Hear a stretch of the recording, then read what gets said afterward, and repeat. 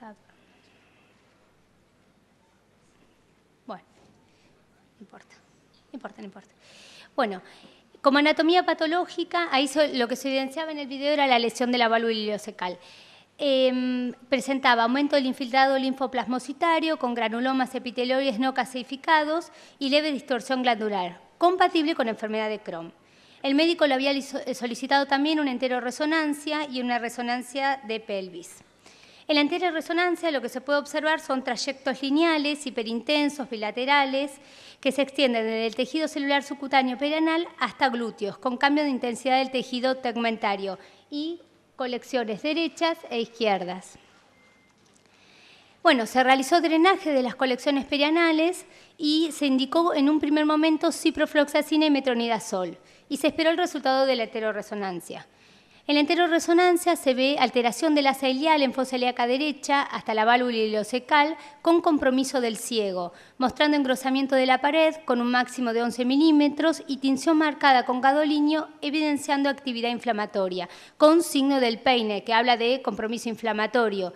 Y por otro lado, mantenía la estratificación de la pared, que también evidencia inflamación. Además, informaba formación de aspecto polipoide en la superficie mucosa y en la región ileocecal que se tiñe con contraste. Bueno, que corroboraba lo que decía la colonoscopía.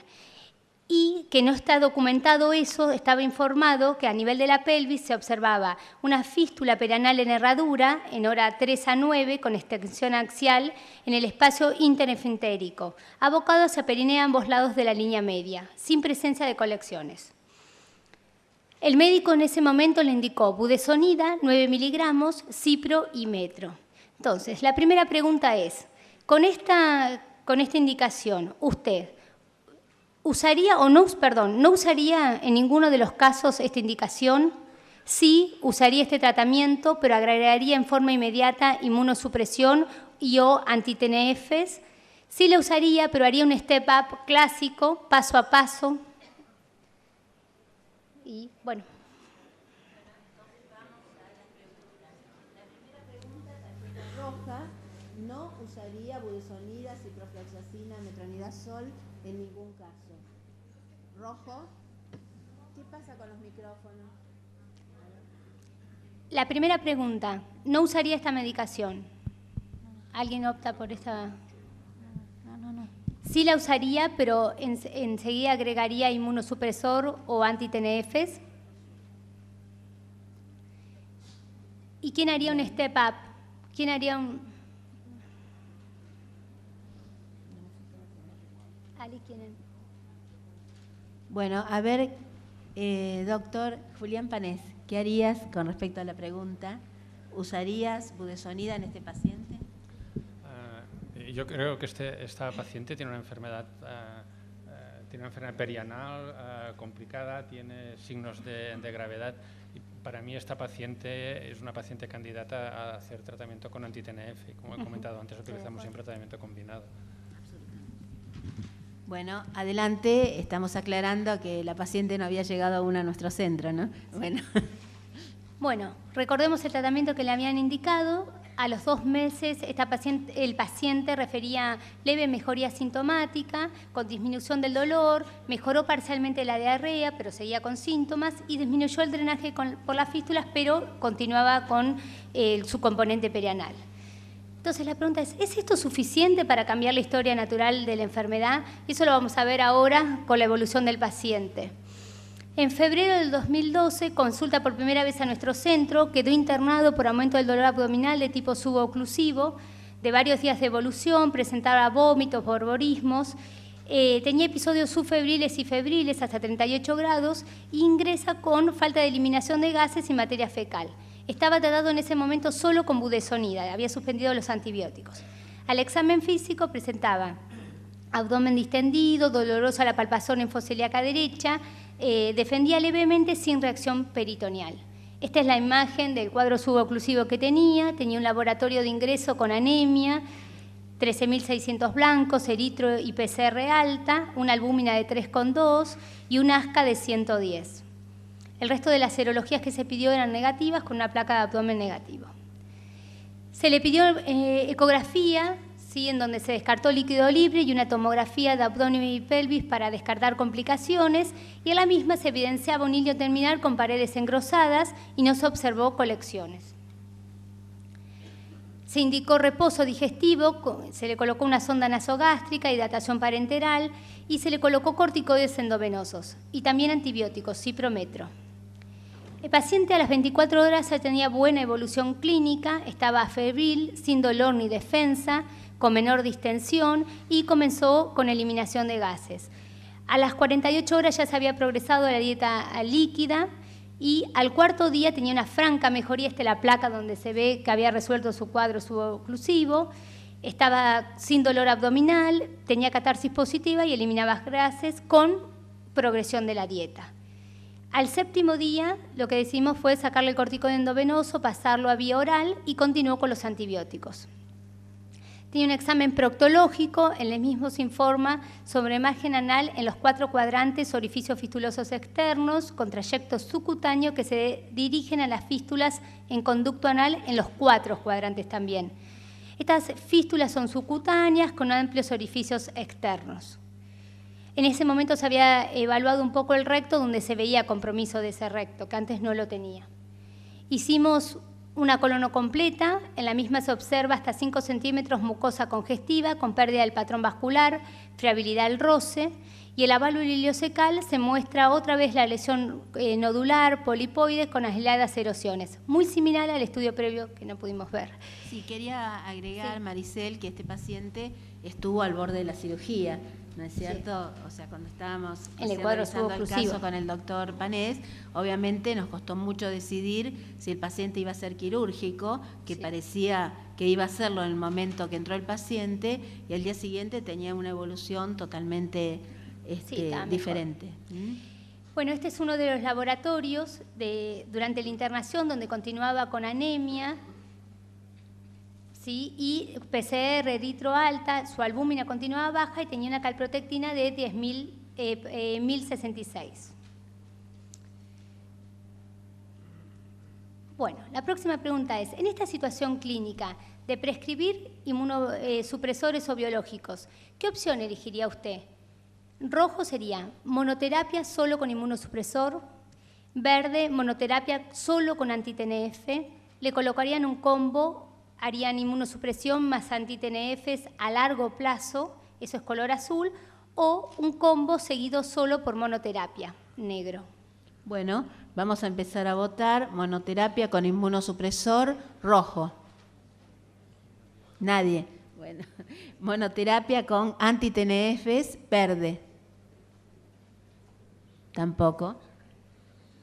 El tratamiento combinado, gracias, inmunosupresor más anti-TNF a largo plazo o en principio a un plazo indefinido. Bueno, esta terapia le gusta a una buena proporción de la audiencia. Y finalmente la terapia combinada, que después con la idea de pasarlo posteriormente a una monoterapia.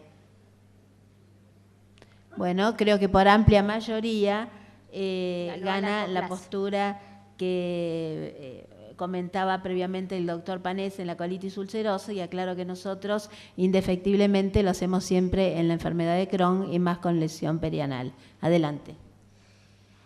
Bueno, nosotros le colocamos adalimumab, le hicimos la inducción con 160-80 y continuó con mantenimiento con 40 cada 2 semanas. Y también la mercaptopurina en progresivo incremento, a 1 miligramo kilogramo peso a los 3 meses. Hizo el descenso progresivo de los corticoides y se mantuvo por 1 mes más con antibióticos y después se le suspendió. La evolución del paciente a los 7 meses de haber iniciado la doble terapia es un paciente que tiene 2 a 3 deposiciones día, ya no diarrea, sino pastosas, sin moco y sangre, recuperó el peso, aumentó 10 kilos de peso, no tenía astenia, presentaba así dolor abdominal de tipo intermitente, moderado. Él decía que refería a borborismos por lo menos de un día de duración, una vez al mes. Tenía mejoría del componente perianal, pero no remisión, seguía con secreción. Y si bien globalmente estaba mejor, intercalaba los síntomas de leves a moderados en forma fluctuante. Entonces, ¿qué datos objetivos tenemos de este paciente? ¿Qué conducta tenemos que tomar con este paciente que fluctúa en los síntomas? Luego de los 3 meses del combo, que teníamos este paciente que tenía estos síntomas fluctuantes, en la consulta, el día que vino, tenía un laboratorio bastante aceptable, pero persistía con PCR y calprotectina, que si bien había descendido, continuaba elevada. Como tenía menos síntomas, menos dolor y menos secreción perianal, nosotros decidimos en ese momento solo escalar la mercaptopurina a 1.5 miligramos kilogramo peso. Eso es a los 3 meses de haber iniciado el tratamiento. A los 7 meses del tratamiento, el paciente tenía anemia, tenía una buena dosis de la mercaptopurina con un BCM óptimo y 4.800 blancos, pero persistía con eritro, con PCR alta y con una calprotectina que estaba en una meseta, continuaba elevada. Entonces decidimos solicitarle un estudio, una enteroresonancia y una resonancia de pelvis para ver dónde estábamos parados con este paciente. En la enteroresonancia se evidencia compromiso del ilion terminal próximo a la desembocadura de la válvula iliocecal y parcial del ciego, mostrando engrosamiento de la pared y tinción con gadolinio menor que en el estudio previo. Cambios inflamatorios en los planos grasos vecinos y persiste el signo del peine, o sea que persistía el componente inflamatorio. Bueno, y otra de las imágenes informa que menos conservada estaba la estratificación de la pared en comparación con el estudio anterior, eso nos hace inferir a algún grado de fibrosis, y próxima al área del componente inflamatorio se observa un asa con un grado de dilatación. En la resonancia de pelvis se observa mejoría respecto al estudio previo, persiste en cambio en la intensidad de la señal habitual del tejido celular subcutáneo en la región glútea y no se observan colecciones líquidas. La verdad que las imágenes eran bastante controvertidas y teníamos diferencia entre los distintos imagenólogos de si existía o no un trayecto fistuloso acá. ¿Se lo puedo marcar? Bueno, entonces, a los 7 meses de haber iniciado el tratamiento tenemos un paciente con eritro y PCR que continúan elevadas, con descenso de la calprotectina, pero no normalización, seguían todavía a un nivel elevado, paciente que refería dolor abdominal de tipo esporádico, de leve a moderado, que tenía mejoría de los síntomas perianales, pero no remisión, seguía con secreción, y que los estudios por imágenes, aunque referían mejoría, hablaban de una persistencia de los signos inflamatorios. Y por otro lado, había además, lo que nos preguntamos, alguna secuela fibrótica que modificaría nuestra conducta, que haría que este paciente vaya a cirugía. Julián, ¿querías hacer algún comentario con respecto a la resonancia y con respecto a la evolución del paciente? Sí, un comentario respecto a la resonancia es que es una técnica, la resonancia y cualquiera de las técnicas de imagen, que tal como con las secuencias que utilizamos la resonancia hoy en día o con las técnicas que utilizamos de ultrasonografía, no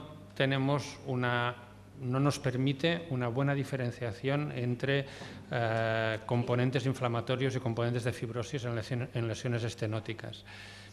Primero, la diferenciación o esta categorización entre estenosis inflamatorias y estenosis fibrosas es falsa. No hay un blanco y negro, el mundo es de color y las estenosis también. Y todas las estenosis la mayoría de las estenosis tienen componentes mixtos. Algunas estenosis tienen un componente altamente predominante de inflamación y otras estenosis está muy mezclado uno y otro. Raramente una estenosis, prácticamente nunca una estenosis tiene solo fibra, siempre hay un componente inflamatorio. Y en este momento hay varias iniciativas que estamos coordinando, multicéntricas, para ver qué secuencias de resonancia magnética nos podían cuantificar el grado de fibra. Ya no diferenciar, no queremos, creo que es falso decir vamos a diferenciar entre inflamación y fibrosis, porque inflamación siempre va a haber. Simplemente lo que querríamos saber es, en una estenosis, ¿cuánta fibra hay? ¿Hay solo inflamación o hay fibra? ¿Y qué proporción de fibra hay en esta estenosis? Yo creo que hemos de ser muy cautos en utilizar datos de la resonancia en este momento para tomar decisiones pensando si una cosa es inflamatoria o fibrótica, porque las secuencias no permiten diferenciarlo bien. Gracias. Adelante. Bueno, con este paciente nosotros decidimos escalar el adalimumab optimizarlo a 40 semanal y continuar con la dosis de mercaptopurina. Bueno, a los 12 meses de la optimización tenemos un paciente con PCR y eritro normalizada, con un hematocrito también óptimo, con una calprotectina que fue en descenso, tuvimos un control intermedio de 620, el actual es 82. El paciente refiere un dolor abdominal pero leve, esporádico, mejoría en el componente perianal, no remisión, y tiene buena calidad de vida con este laboratorio. Este es el último control perianal que tenemos, donde se observa en hora 1 una fístula, ¿sí?, con escasa actividad, escasa secreción, el resto está totalmente cerrado y el compromiso rectal está en remisión. Si le pedimos una enteroresonancia nueva, en la misma se observa continúa apreciándose compromiso del ilion distal y parcialmente del ciego, con engrosamiento de la pared y marcada captación de gadolinio, con cambios inflamatorios en los planos grasos vecinos y aumento del calibre de las basas rectas.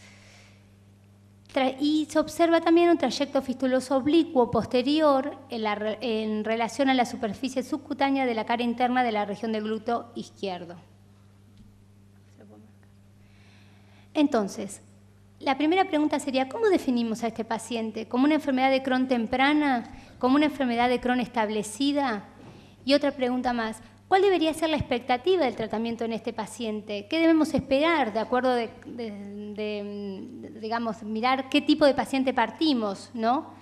Y por último, entonces, ¿cómo seguimos con este paciente que tiene remisión clínica, que tiene un laboratorio mejor, pero que tiene estudios donde hablan de componente inflamatorio? ¿Seguiríamos con esta dosis de adalimumab semanal o volveríamos a el ADA quincenal? Bueno, vuelvo a la primera pregunta. O sea, la primera ¿es una enfermedad de Crohn temprana? Tarjeta verde, acuerdo absoluto, o es una enfermedad de Crohn establecida. Tarjeta roja, bueno, estamos de acuerdo que es una enfermedad de Crohn establecida y lo puse a propósito porque Julián en su conferencia ha hecho una diferenciación entre enfermedad de Crohn temprana y enfermedad de Crohn establecida. Entonces, adelante, ¿cuáles serían los objetivos o la expectativa de tratamiento en este paciente? ¿Lo puedes repetir, Julián? Bien, yo creo que en este paciente hemos de conseguir que esté absolutamente libre de síntomas y a mí me preocupa más esta persistente dilatación del ilion terminal que estos persistentes cambios inflamatorios relativamente leves de la resonancia. Yo creo que hemos de solucionar en este paciente esta clínica, bueno, esta obstrucción intestinal, porque si no se va a ir dilatando y cuando iba a obligarnos a establecer una ostomía en el momento que hagamos una cirugía, si le hace falta en el futuro. Y para mí la primera opción que me plantearía en este paciente sería hacer una dilatación endoscópica, porque creo que posiblemente si conseguimos abrir este paso, manteniendo el tratamiento combinado que lleva, posiblemente tendremos un control completo de los síntomas de este paciente. Perfecto. Estoy absolutamente de acuerdo y el paso siguiente era justamente la endoscopía. Juancho, ¿alguna...? No, yo creo que persiste un problema mecánico y creo que eso a su vez es un factor de sobrecrecimiento bacteriano y a su vez es un círculo vicioso en el mantenimiento de la inflamación.